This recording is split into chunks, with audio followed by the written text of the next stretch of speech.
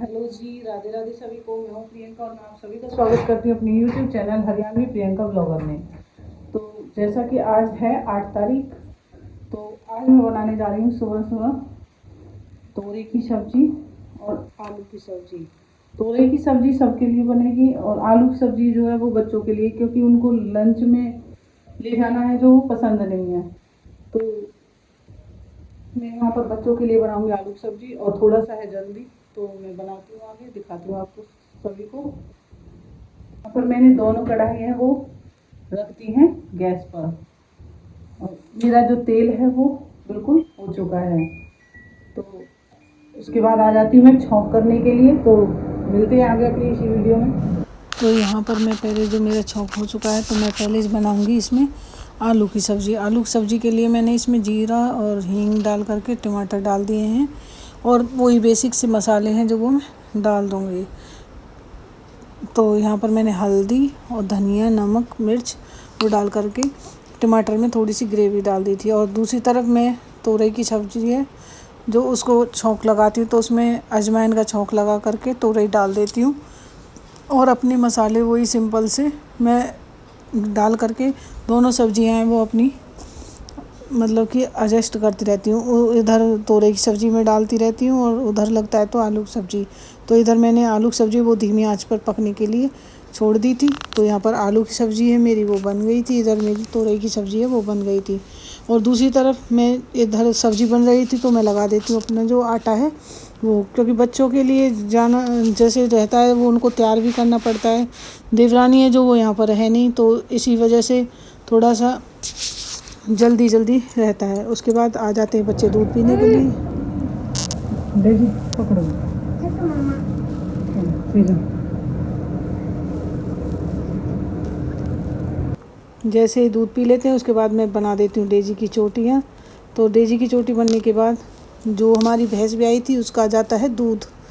तो मैं जो रोटी बनाती हूँ सुबह, जो मैं उसकी वीडियो बना नहीं पाती हूँ, रोटी बनाने के बाद बच्चों के जाने के बाद जो दूध होता है भैंस का उसको मैं रख देती हूँ इस पे बनने के लिए। तो इसमें थोड़ी सी अभी फिटक है जो वो रहती है, तो इसकी जो कीली है वो बन जाती है। तो सुबह के दूध की बनती है हमारी की कीली। तो इसको मैं थोड़ी देर के लिए और खदकने के लिए छोड़ दूँगी। खदकने के बाद जो उसके बाद जो हमारी कीली है जो ये बन करके हो चुकी है तैयार, जो हमारी भैंस ने आज दूध दिया था उसकी। आज हमारे जो दूध है ये कई दिनों में गड़ करके आया था, क्योंकि हमारी भैंस हो चुकी थी बीमार।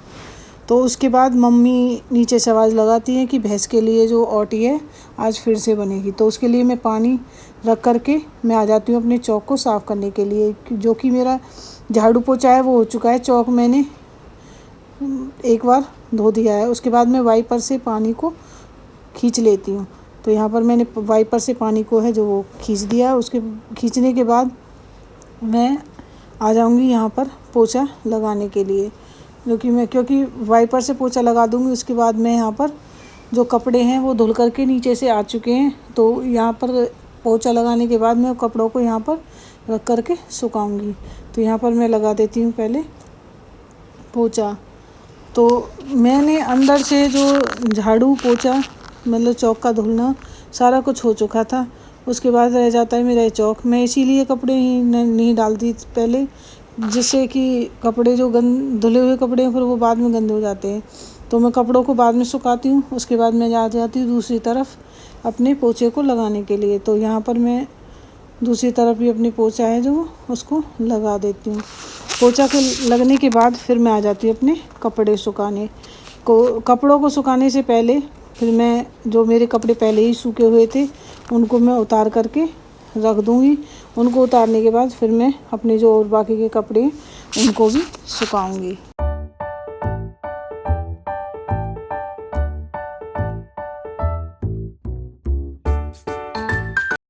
दूसरी तरफ मुझे ध्यान आया कि जो मम्मी ने ओटी बनने के लिए बोला था, तो मेरे पानी जो वो खदक चुका था। उसके बाद मैं उसमें चीनी डाल देती हूँ और ऐसे ही घी डालती हूँ जैसे मैंने पहले बताया था। तो इसको उबाल आने पर मैं इसको कर देती हूँ बंद। तो उसके बाद मैं फिर अपने कपड़े हैं जो वो सुखाने लग जाती हूँ।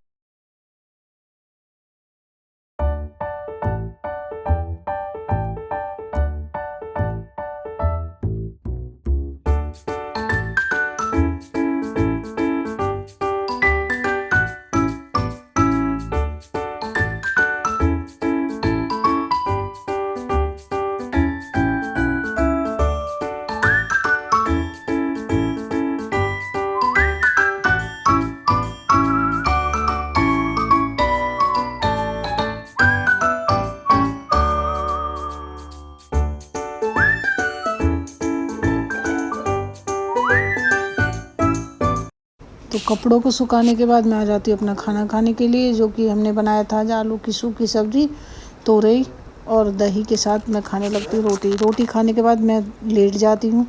थोड़ी देर सोने के बाद फिर मैं उठती हूँ, उठ करके चाय बना करके बच्चों को ट्यूशन भेज करके उसके बाद मैं लगाने लगती हूँ कपड़ों की तह। तो यहाँ पर कपड़ों की तह लगाते लगाते एकदम से मम्मी नीचे से आवाज़ लगाती है, बोलती है कि आज पापा यहाँ आए नहीं है, तो आज धार है जो वो मतलब भैंस का दूध है वो निकालने के लिए प्लॉट पर जाना होगा, तो उसके लिए गर्म पानी कर देना। तो वहाँ पर इधर के एक तरफ मैं गर्म पानी रख करके आ जाती हूँ यहाँ पर कपड़ों की तह लगाने के लिए। और जैसे ही मेरी कपड़ों की तह लगती है उसके बाद मैं चली जाऊँगी नीचे, जो कि मम्मी मुझे जाती हुई मिलती है। मैं गर्म पानी ले करके जाऊँगी नीचे, तो कपड़ों की तह लगा करके मैं जो कपड़े नीचे के होते हैं उनको नीचे ले जाती हूँ और जो ऊपर के कपड़े रहते हैं उनको ऊपर ही रख देती हूँ। तो यहाँ पर है, फिर मैं कपड़ों की तह लगा करके जाऊँगी प्लॉट पर।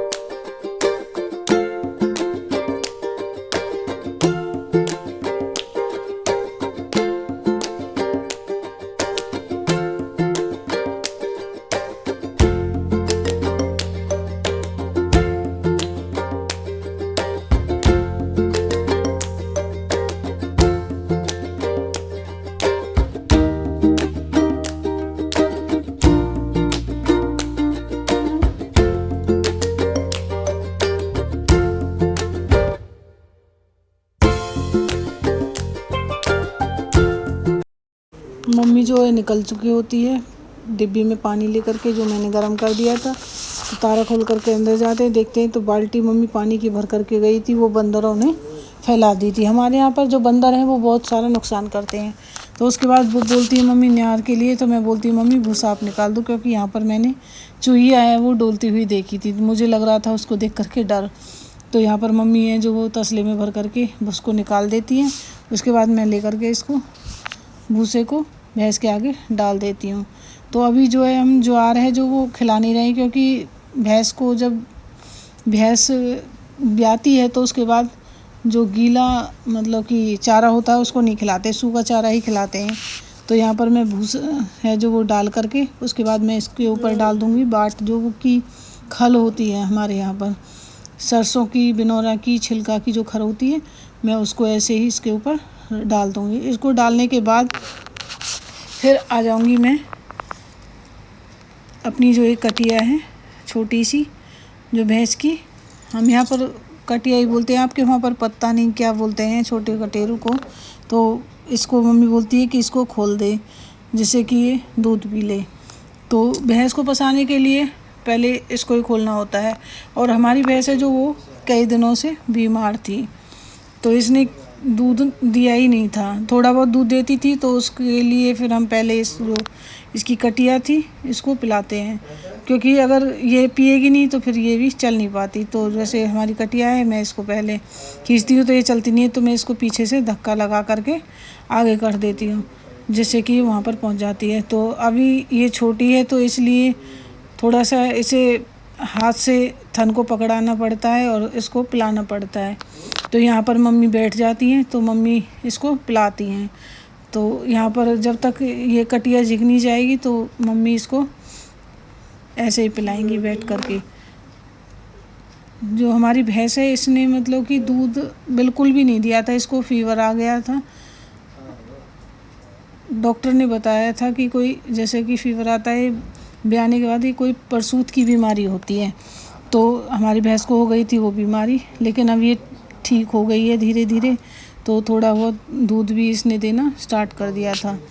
तो यहाँ पर मम्मी है जो वो कटिया को दूध पिलाना स्टार्ट कर देती हैं।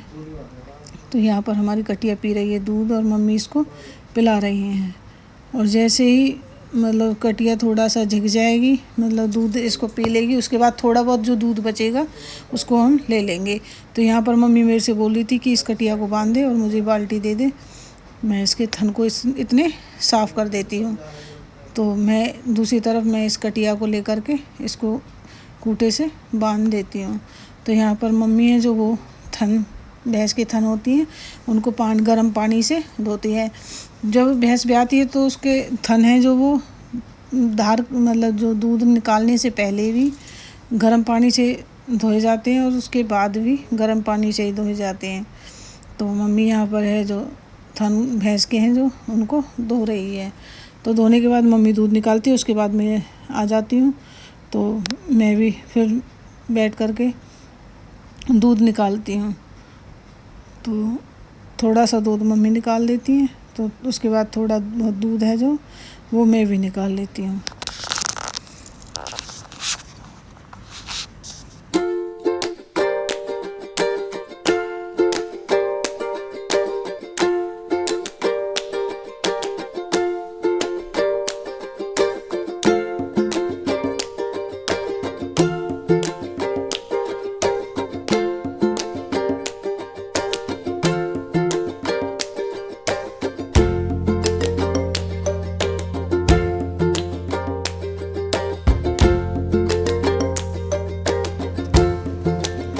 तो यहाँ पर है जो मम्मी ने दूध निकाला था, मम्मी बोल रही थी कि आ जा तू निकाल दे, क्योंकि मम्मी पे भी कम ही निकलता है और मेरे से भी कम ही निकलता है।